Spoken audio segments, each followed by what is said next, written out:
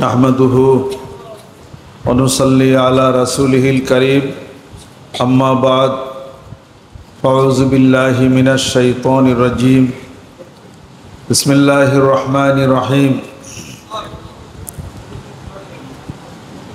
Line शकरतुम लअज़ीदन्नकुम व line कफरतुम इन्ना अज़ाबी लशदीद सदक़ल्लाहुल अज़ीम। महान माबुদের दरबारे কালিমাতুশ শুকর আদায় করি আলহামদুলিল্লাহ। ফজরের নামাজ বা জামাতে পড়ার তৌফিক এনায়েত করলেন। এতক্ষণ যদি ঘুমে থাকতাম শরীর আরো বেশি খারাপ লাগতো। ঘুম থেকে উঠছি, ওযু করলাম, নামাজ পড়লাম, শরীর পাতলা লাগে না? আলহামদুলিল্লাহ। ফজরের নামাজ যে পড়বে তার হায়াত বাড়বে। হযরত ওমর রাদিয়াল্লাহু তাআলা আনহু বলেন, যেই ব্যক্তি ঘুমে কাটায়, ফজরের নামাজ পড়ে না, তার জীবনের তিনটি অবস্থা হতে পারে, তিনটি রূপ তার হবে। এক নম্বর হলো জ্বর রোগ, দ্বিতীয় নম্বর হলো চেহারার উজ্জ্বলতা নষ্ট হবে, তৃতীয় নম্বর তার যৌবন হারিয়ে যাবে, সে দিন দিন দুর্বল হয়ে যাবে। আল্লাহ পাক যে বিধানগুলি দিয়েছেন মানুষকে, আমাদেরকে, এই বিধানের লালন পালন করি। আর এই নিয়ামত দিয়েছেন ফজরের নামাজ, শুকরিয়া আদায় করি আলহামদুলিল্লাহ। অনেকে আছে ফজরের সময় কাউকে ঘুম থেকে ডাক দিন, সে রাগ হয়। রাগ হওয়ার কোনো কারণ নাই, সে যে ডাক দিল নামাজের জন্য, আপনি একবার বলবেন আলহামদুলিল্লাহ, কারণ এটা আপনার জন্য হলো রহমত।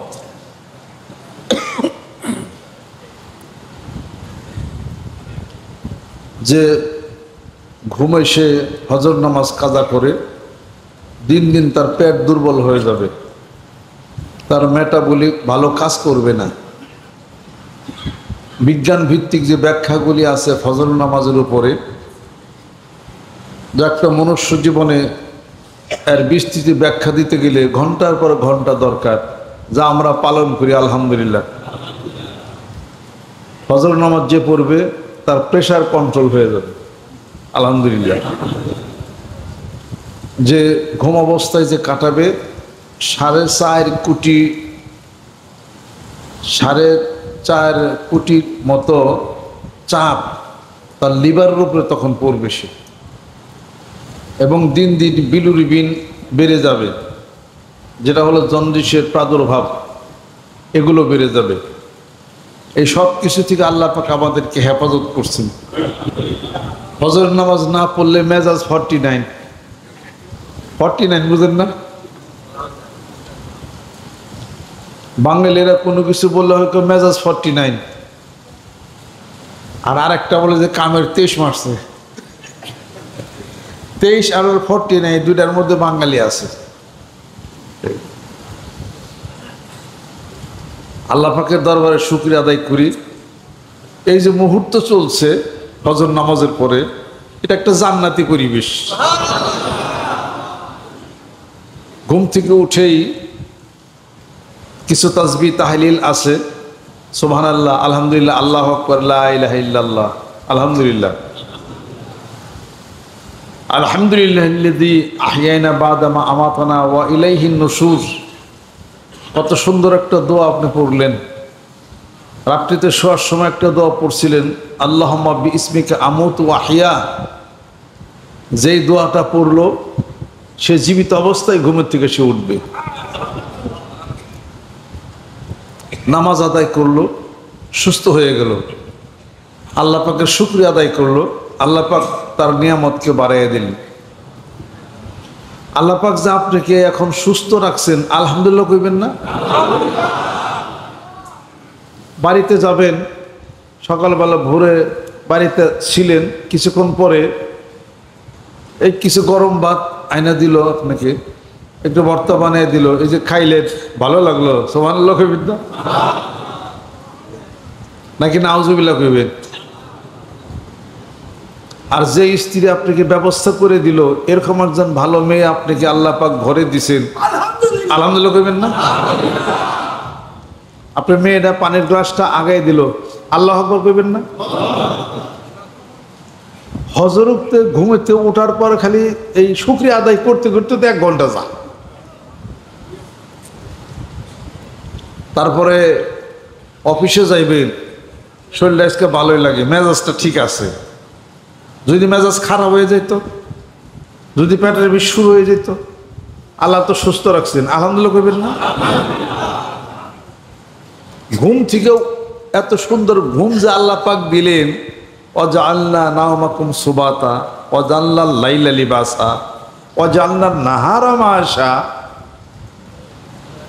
আল্লাহ বলেন এই দিবস ঘুম থেকে ওঠার পরে ঘুম দিলাম তোমার জীবনের কমফোর্ট, আর রাত বানাইছি তোমার জীবনের লেবাস পোশাক।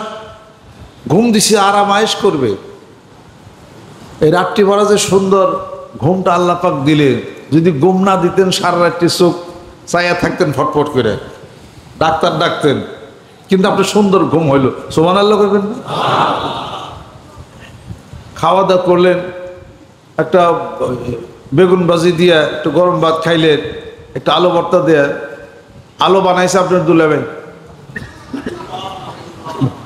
বেগুন বানাইছে আপনার চাচা শ্বশুর। আর এই সমুদ্রের মধ্যে এই লুনা পানির থেকে নুন বানাইলেন মহান মাবুদ, ওরা আপনার চাচা বানাইছে নুন। তা সবই কে বানাইছেন, দিছেন কি? তো যখন এটা ভাতটা হাতে নেন তখন বিসমিল্লাহ কোন, বিসমিল্লাহির রহমানির রহিম কোন। খাওয়ার মাঝখানে মাঝখানে লাকাল হামদু লাকাল শুকর বলেন। আর এত সুন্দর একটা পরিবেশে আপনি খাইলেন, খাওয়ার পরে আপনি দোয়াটা পড়েন, আল্লাহর কাছে শুকরিয়া আদায় করেন। এবার যখন ঘর থেকে বের হয়ে যাবেন, সাইকেলে চড়বেন, হোন্ডায় চড়বেন, বিসমিল্লাহির রহমানির রহিম বলে হোন্ডা স্টার্ট দেন, বিসমিল্লাহ তাওয়াক্কালতু আলাল্লাহ লা হাওলা ওয়ালা কুওয়াতা ইল্লা বিল্লাহ বলে ঘর থেকে বের হন। আল্লাহর নামের উপরেই আপনি শুইছিলেন, ঘুমাচ্ছিলেন, আল্লাহর নামের উপরে ঘুমাচ্ছিলেন, ওয়া ইলাইহিন নুশুর, আবার উঠলেন, আলহামদুলিল্লাহ বলেন। একটু ভাত খাইলেন, একটু নাস্তা করলেন, রুটি খাইলেন, আলহামদুলিল্লাহ বলেন। ঘর থেকে বের হয়ে যাবেন, বিসমিল্লাহ তাওয়াক্কালতু আলাল্লাহ লা হাওলা ওয়ালা কুওয়াতা ইল্লা বিল্লাহ, এটা পড়েন। গাড়িতে চলেন, বিসমিল্লাহ পড়েন। এত সুন্দর সকাল দিয়ে পূর্ব দিক থেকে রোদ উঠতেছে, একবার আলো হয়ে গেল ঝলমলা। গাড়ি ছেড়ে এখন অফিসে গেলেন, আলহামদুলিল্লাহ কইবেন না? রাস্তায় উক্ত হয়ে পড়া আপনি ঠ্যাং ঠুং ভাঙতো, তার থেকে আপনি হেফাজত হইলেন, সুবহানাল্লাহ কইবেন না? আমি তো দেখি যে ঘুম থেকে আরম্ভ করে অফিস পর্যন্ত খালি সুবহানাল্লাহ কওনি লাগে গেলি, উপায় নাই। এই কাজগুলো করতে কার প্রশংসা করবেন? আপনার পিতার, আপনার ভাইয়ের, আপনার ছেলের, আপনার চাচা শ্বশুর, আপনার মামা শ্বশুর, আপনার নানা, আপনার দাদা, ওই এলাকার চেয়ারম্যান, ওই এলাকার মেম্বার, ওই এলাকার এমপি, কোন প্রেসিডেন্ট, কারো কোনো ভূমিকা আছে? কার ভূমিকা আছে? ওই আল্লাহর জিকির থেকে কোন জায়গায় যাও, কোথায় যাইতেছ, জেনেই যাইবে সেই তোমার জীবনের মুসার খায়া যাবে। কাজেই সুন্দর একটা দেহ আল্লাহ পাক তোমাকে দিছে। এই চোখ, যতই সাইকেল আর মোটর সাইকেল চালাও, চোখে যদি না দেখতা, চোখ বান্ধে দিয়ে হোন্ডা চালাও, মাতবার কি উপরে উড়েছে দেখা যায়। হাত পাও ঠ্যাং ঠুং সবই ঠিকই আছে, চোখটা খালি বান্ধে দেবো, হোন্ডা এলা চালাও, পারবেন কেউ? এবার চোখের মর্যাদা বোঝা যাবে। এই সুন্দর চোখ দিছেন আল্লাহ পাক, তুমি দেখতেছো নয়না ভিরাম, দৃশ্যপট তোমার চোখের সামনে, রেটিনার সামনে উদ্ভাসিত হয়ে গেল। তুমি কি সুবহানাল্লাহ পড়বা না? জাল্লাত কুদরাতুহু ওয়া দাক্কাত হিকমাতুহু পড়তে হবে এটা। কাজেই সবসময় তো দেখি মোটর সাইকেলে চড়ছ, চোখ ঠিক, হাত পাও সব ঠিক, তেল আছে, স্টার্ট ঠিক, স্টার্ট হয়েছে, সব কিছু ঠিক, বামরে হার্টে ব্যথা শুরু হইস, আর কি চালে অফিসে যাইবে? মোটর সাইকেল বাদ দেয় ঘরের মধ্যে দিয়ে শুবে, বিবির জিজ্ঞাসা করবে আমার ব্যথা করতেছে, হার্টের ওষুধ তো খাই নাই, কে হার্ট উল্টা পাল্টা লোকে, হার্ট বানাইছে কারা? হার্টের এই চেম্বার বানাইছে কি? Right atrium right ventricle mitral valve হয়ে left atrium and left ventricle expansion হচ্ছে, এটা কে এক্সপানশন করতেছে? রক্ত সারলো কে? রক্ত আনলো কে? হার্ট অটোমেটিক রক্ত টানতেছে, সারতেছে, চালাইয়া দিল কে? আপনি ইউনিভার্সিটির স্যার, ওই এলাকার চেয়ারম্যান কে? আল্লাহ বলেন, তুমি যখন মায়ের পেটের গভীর অন্ধকারে ছিলে, তোমার জীবনের স্পন্দন পৃথিবীর কেউ ওখানে যায় নাই, আমি আল্লাহ যা ওটাকে চালু করে দিছি, চলছে এক চুটে 80-90 বছর চলছে। এই যে চললো, তুমি যে হাত পাও দিয়ে চললা, আর এই পৃথিবীর এত কিছু ভোগ করলা, খাইলা, যিনি যেই পরম সত্তা হাতটাকে চালিয়ে দেয়, তোমার জীবনটাকে চলস শক্তি করছে, তুমি একবারও পিছনে ভেবে দেখবা না যে তাকে একবার থ্যাংক ইউ তুমি দিবে? সেই থ্যাংক ইউটাই হলো সুবহানাল্লাহ, আলহামদুলিল্লাহ, লা ইলাহা ইল্লাল্লাহ, জোরে কও সুবহানাল্লাহ। শুকরিয়া আদায় করেন নিজের জীবনকে নিয়ে, শুকরিয়া আদায় করেন। ঘরের স্ত্রীর ভালো, একদম ঘরের স্ত্রীর পাইছেন, আলহামদুলিল্লাহ, কাজগুলো গুছিয়ে দেয়, লঙ্গিটা গুছিয়ে দেয়, ইস্তারি করে দেয়, টি করে দেয়, আলহামদুলিল্লাহ বলেন। তা বাদ দিয়ে তার যদি একটু ভুল হয় 6টা বকা দেয়, এই মেয়ে লোক ভারত কাপড় কাছে আসে না, কি বুঝস? আমি বলে পাস, তুই হলে পাস, কি জানোস তুই? এই তো লেগে গেল আর কি। বরং বলেন যে আলহামদুলিল্লাহ, কিছু ত্রুটি থাকলেও আল্লাহ ওই ত্রুটিগুলোকে সহ্য করিয়ে আমার জীবনের গুণাগুলি তুমি মাফ করো। হাদিসের মধ্যে আসছে, প্রত্যেকটি স্বামী তার স্ত্রীর দোষের মধ্যে স্বামীর একটা করে গুণ নিহিত আছে, অর্থাৎ ঘরের স্ত্রীর দুষ্টুটি করলে সে যে সহ্য করে নেয়, এই জন্য তার জন্য একটা গুণ, যেরকম সুবহানাল্লাহ। ওই বিদেশে এক ঘটনা ঘটছিল, ঘরের স্ত্রী গেছে কোর্টে যা বলতেছে যে দর্শা ডিভোর্স লেখেন। কারে ডিভোর্স দিবে? আমার স্বামীরে। কারণ কি? কারণ নাই, কারণ ছাড়া ডিভোর্স হয় না, কারণ বলতে হবে। তোমার স্বামী কি তোমাকে মারে? না। তোমারে খাইবার দেয় না? না। সে কি নিষ্ঠুর, অত্যাচার করে? না। হয়তো কোন কারণে স্বামীর ডিভোর্স দিবা? কারণ তো বলতে হবে। কোনো কারণ নাই, ডিভোর্স দেব। জজে কয় কারণ ছাড়া ডিভোর্স হয় না। অনেকক্ষণ চিন্তা ভাবনা করে ঘরের স্ত্রী বলতেছে কারণ একটা আছে। কি কারণ? কারণ হলো একটা, আমার স্বামী খুবই ভালো মানুষ। ভালো হলেও ডিভোর্স দিবা কেন? এত ভালো ভাল্লা ব্যাক করলে কি রে? ভালো স্বামী পাওয়াই যায় না, উষা চামড়াইয়া ও কই এত ভালো ভাল্লা। কি হয়েছে? কই এতটা বছর আমার স্বামীর সাথে আমি সংসার করি, আমার ঘর মুছা দেয়, আমার কাপড় চোপড় ঠিক করে দেয়, চা বানিয়ে দেয়, অফিসে যাওয়ার সময় আমার সাইকেলটা এগিয়ে দেয়, তারপরে টোলাবান পালানোসা করে, বাজার ঘাট করে, সব কিছু সে করে। এমনকি আমার যদি কোনো সব ভুল ত্রুটি বিস্মৃতি হয় সেগুলোও সে মাফ করে দেয়। এইরকম এত ভালো স্বামীর ঘর আমি করতে চাই না, ডিভোর্স লাগেন। জজ কয় এটা তো একটা উল্টা খবর, এটা এরকম ভালো স্বামী পাওয়া হয়তো যায় না। কয় এত ভালো আমার পোষাইতেছে না। কয় স্বামী সে হলে একটু রাগ করবো, একটা থাপড় দেবো, একটু আদর করবো, এই জীবন ভরে খালি আমার কোনোদিন কিছু কয় না, হাসি খুশি থাকে। আমি যা ভুল করি সব মাফ করে দেয়, সব কাজ আমার করে দেয়। জজে বলছে যে আপাতত আজকে বাড়িতে যাও, কিছুদিন পরে আসো। পত্রিকায় পড়ছি আমি এটা। আপনি মনে করলেন যে আমি গাপ্তি লাটাতে গল্প বলছি, এটা পত্রিকায় পড়ছি। এই ঘটনা এটা খুব আলোড়ন সৃষ্টি হয়েছে বিদেশে। এটা এরকম স্বামী যদি সবার ঘরে হয় তাহলে ভালো কি না? কন আলহামদুলিল্লাহ। এই তারিখে বাড়তে গেলে কিছু কপালা আছে যে আব্বাই যে ওয়াজ করলো এনার ভাত নামতেছে না, নাই দেখাও, কাপড় আর ধুইতেছে, এটা কাপড় ধুইয়া খাও। আরে ঘরের স্ত্রী যতটুকু স্বামীর সেবা করবে জান্নাতে ঠিকানা হবে। সুবহানাল্লাহ।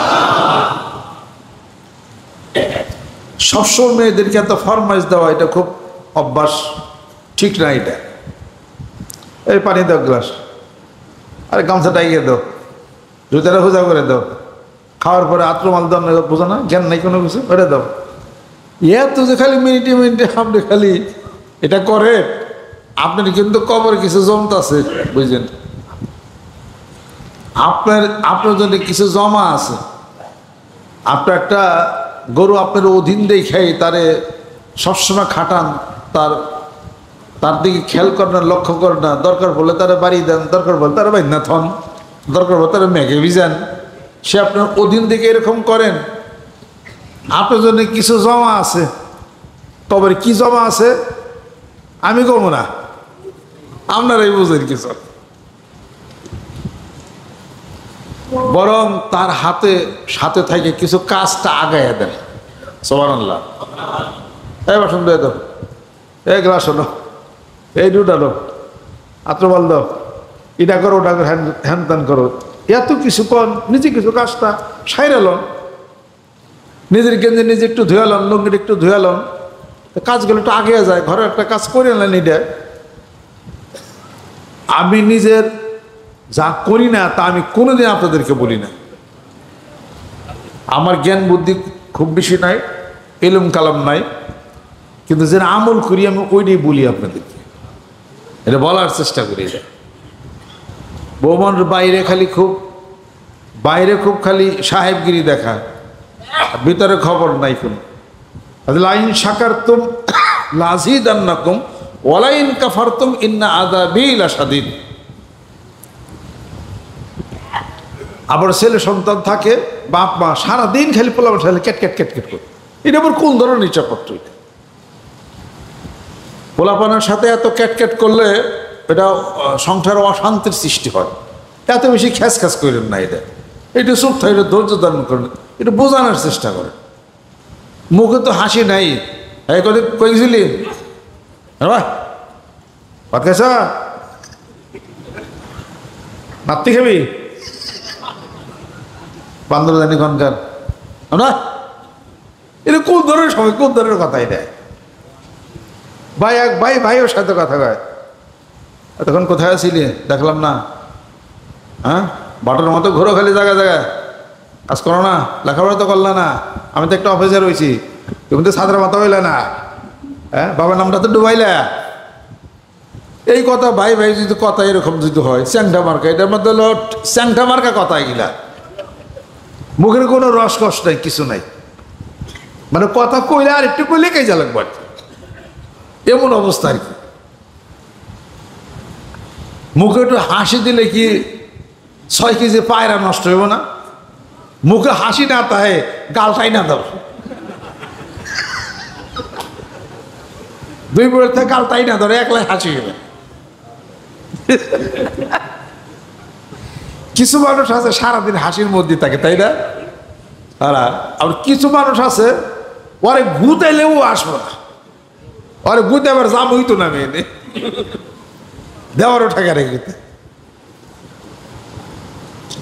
যাই কিছু হোক, আল বাসাশত ফিল ওয়াজহে সাবাবুল লিল হুব্বি, আল বাসাশত ফিল ওয়াজহে সাবাবুল লিল হুব্বি, মৃদু হাসি ভালোবাসার কারণ হয়। সুবহানাল্লাহ।